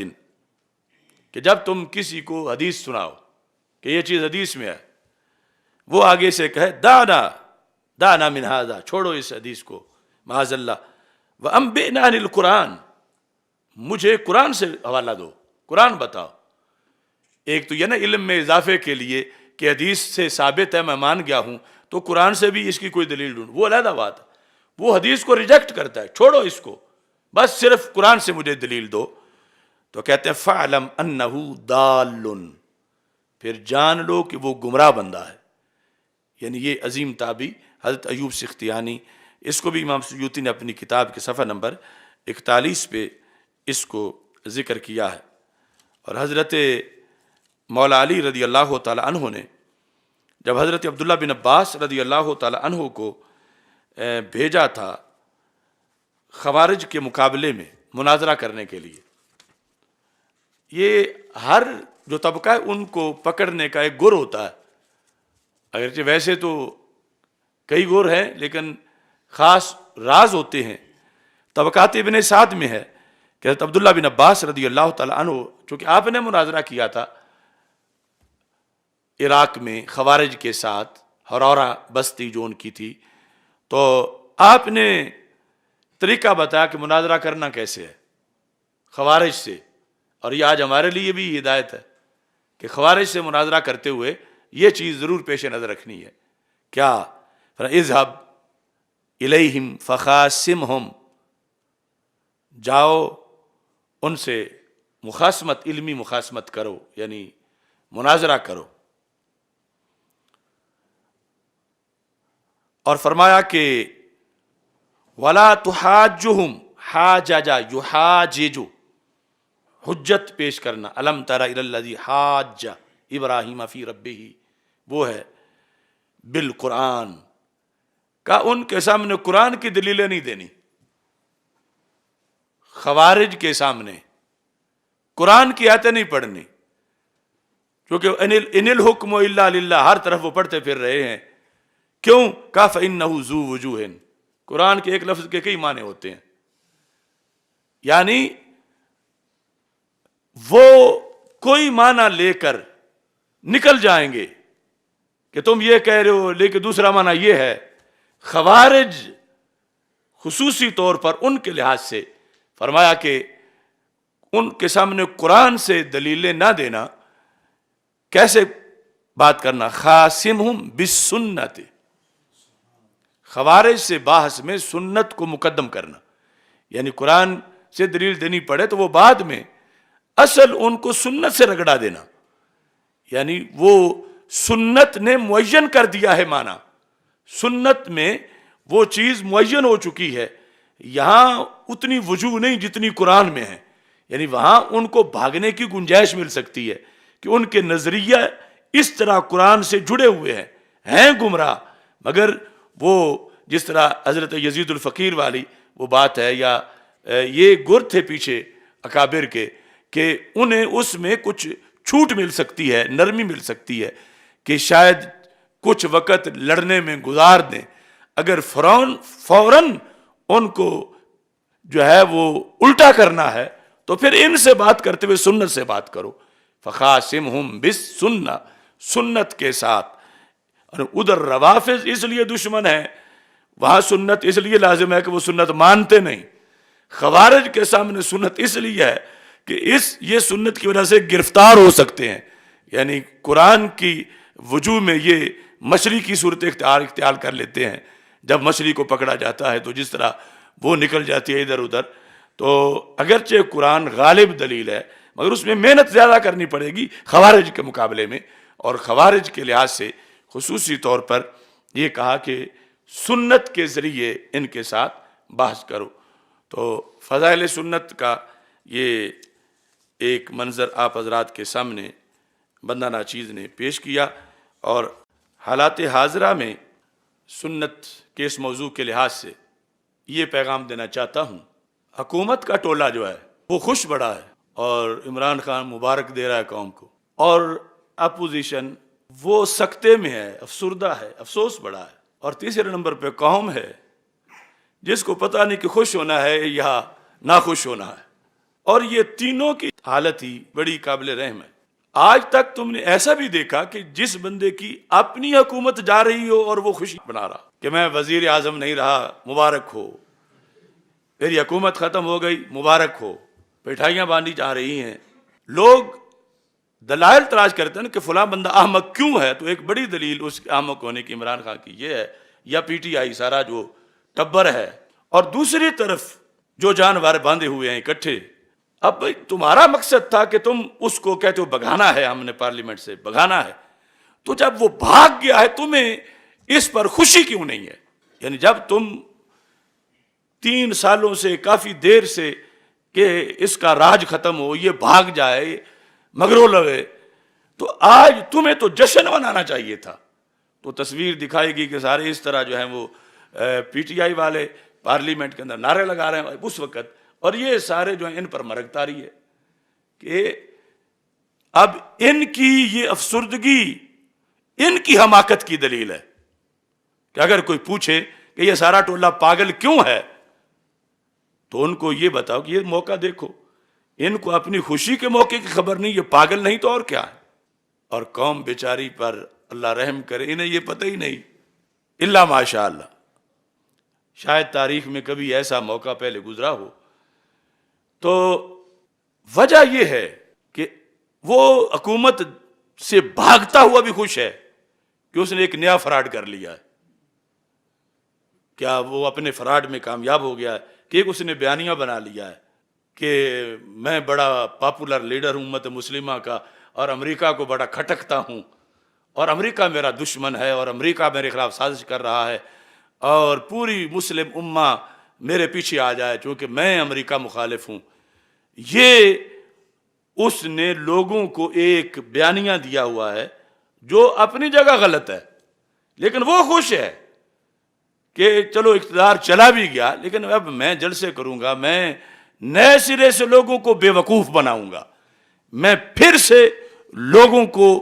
چوسنے کے لیے ایک نئے شکار کے لیے میں نے جال بنا لیا۔ یعنی ایک تو اس کے اندر بے وقوفی ہے، پاگل پن خوشی میں، اور دوسرا یہ چھپا ہوا غلط نظریہ ہے۔ اور اس میں یقیناً امریکہ کی مخالفت پاکستان کے اندر اندرونی معاملات میں یہ کوئی چھوٹا جرم نہیں، یہ بہت بڑا جرم ہے، اور یہ آج سے نہیں ہو رہی، یہ پہلے سے ہو رہی ہے، اور اس کی پاداش میں ہی ہم الیکشن میں بھی ہارتے ہیں یا دوسرے جو معاملات ہیں۔ اور یہ جو ٹولہ مقابلے میں ہے اپوزیشن کا، ان کا امریکی ایجنٹ ہونا تو وہ بالکل واضح ہے، اور وہ زبان سے انکار بھی نہیں کر رہے، بلکہ ابھی امریکہ کی شانیں بیان کر رہے ہیں کہ ماننی چاہیے بات ورنہ مر جائیں گے، یہ ہے وہ ہے۔ مگر کیا ایک خط کی بنیاد پر اگر واقعتاً بھی وہ ہو تو یہ مانا جا سکتا ہے کہ عمران خان جو ہے وہ امریکہ مخالف ہے؟ نہیں مانا جا سکتا۔ جس نے آسیہ ملعونہ کو بھگا کے امریکہ سے داد لی ہو، جس نے اپنی ساری مشینری میں لوگ امریکہ سے منگا کے فٹ کیے ہوں، جس کے کردار کہ الف سے لے کر یا تک سارے تانے بانے امریکہ سے ملتے ہوں، وہ کس طرح امریکہ مخالف ہو سکتا ہے؟ ہاں یہ ہو سکتا ہے کہ امریکہ کا یہ پرانا دستور ہے، وہ لونڈے پالتا ہے، بندے تیار کرتا ہے، ان سے کام لیتا ہے، اور جب اس گرو کے چیلوں میں سے کوئی اکڑے تو وہ اس کو تھپڑ بھی مار دیتا۔ تو اس کا یہ مطلب تو نہیں کہ وہ جس چیلے کو تھپڑ پڑ گیا ہو بڑا مقدس ہو گیا ہے تب تھپڑ پڑا ہے۔ تو اگر واقعی خط لکھا گیا ہے تو پھر بھی امریکیت وہ پرانی وہ داغ دھلتے تو نہیں۔ اور ساتھ جو ہے وہ یہ بھی ہے کہ مثلا کسی نے 90 آرڈر اس کے مانے ہوں امریکہ کے اور ایک پر اڑا ہو تو کیا اس اڑنے کی وجہ سے جرم ہے؟ وہ بخشا جائے گا۔ تو اس بنیاد پر وہ جو فلسفہ لیے خوش ہو رہا ہے اس کی وجہ وضاحت بھی ہمارے پاس ہے کہ جو اپوزیشن افسردہ ہے، مایوس ہے، یہ بھی اس بات کی دلیل ہے کہ یہ ملک کے مسائل کے حل سے مخلص نہیں، ان کے مقاصد کچھ اور تھے۔ اب مطلقاً جان چھڑانا تو وہ تو چھوٹ گئی ہے، لیکن جو تجوریاں بھرنے کا ان کا دہاڑی لگانے کا منصوبہ تھا اس کی وجہ سے مایوس ہو رہے ہیں۔ تو اصل نعرہ یہ کرتے ہیں بلند کہ ہم عوام کے مسائل کا حل چاہتے ہیں، تو وہ تو یعنی جس آفت کو ہٹانا چاہتے تھے ہٹا گئے۔ اب ان کے اپنے مسائل جو ہیں، جو سودے بازیاں کر کے انہوں نے ٹھگ میلہ بنایا ہوا تھا، کہ اب ان سب کو حصہ کہاں سے ملے گا، اور وہ کیسے وہ وقت شاید دور ہو جائے ایسا منتخب ہو کے آنے میں۔ تو یہ ہے یعنی دونوں طرف ہی ایک ہی صورتحال ہے. تو قوم کو کیا چاہیے؟ قوم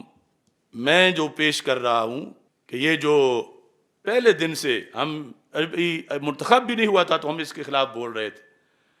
بلکہ وہ غازی ممتاز حسین قادری شہید ابھی زندہ تھے مدینہ العلم گوجرانوالہ میں نے جو تقریر کی تھی عمران خان لفنگا کہہ کر، تو ہم تو کافی پرانا اس کو جانتے ہیں. آج جو ہے وہ اس بنیاد پر اس کی طرف سے یعنی ملک کی جان چھوڑ دینا، قوم کی جان چھوڑ دینا، یہ ایک اچھی چیز ہے، خوشی تو ہے، مگر غم بھی بڑا ہے. غم اس کا ہے کہ آگے آئے گا کون، یعنی اس پر کہ آنے والا کوئی رجل رشید نظر نہیں آ رہا. یعنی یہ تو ایک ظلم کا دور مکمل ہوا،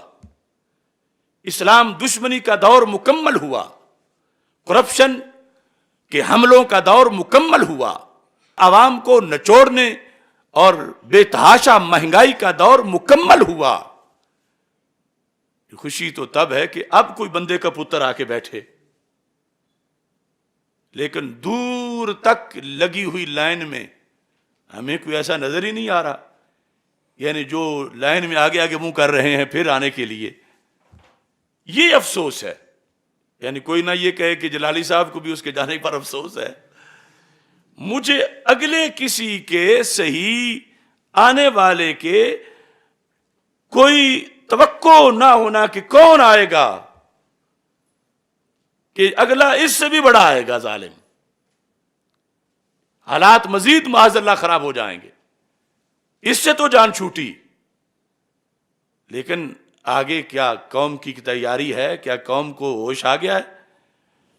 کہ پاکستان کے ایوان کے اندر نظام مصطفیٰ صلی اللہ علیہ وسلم کی کوئی جماعت کرائے؟ قوم کو ابھی تک نہیں آیا ہوش، اور ان کے حافظے کمزور ہیں. جو ان کو مار مار کے 2 سال 4 سال وقفہ کرتا ہے، یہ پہلے بھولے ہوئے ہوتے ہیں الا ماشاء اللہ، اور پھر اس کے ارد گرد اس کے نعرے لگانا شروع کر دیتے ہیں. تو اس بنیاد پر ہمارا رمضان المبارک کے ان مقدس لمحات میں یہ اللہ سے ہماری دعا بھی ہے کہ اللہ پاکستان کو عادل حکمران عطا فرمائے، اور یہ تمنا بھی ہے کہ کوئی ایسی منصوبہ بندی ہو کہ جس کی وجہ سے یہ سارا کلچر A to Z، یعنی جتنے ارکان اس وقت موجود ہیں، اللہ ماشاءاللہ شاید کوئی ان میں کوئی پاک بندہ رجل رشید ہو، مگر اکثریت جو آگے آگے نظر آ رہی ہے، کوئی ان ساری بھیڑ بکریوں کو کسی جنگل میں جا کے چھوڑنے کا بندوبست ہو جائے، اور کوئی بندے آ کے ایوان میں بیٹھیں، انسان ہوں، اور پھر قرآن و سنت کا علم ہو، وہ پاک باز ہوں، اور پھر پاکستان کا نظام جو ہے وہ ان کے ہاتھوں میں ہو. کیونکہ اس کو ملک کو ضربیں کھا کھا کر ظالموں کی اس کی چولیں اکھڑ گئی ہیں، اس کے تن بدن کو آگ لگی ہوئی ہے. یہ صرف اپنی صداقت اور حقانیت پر قائم ہے،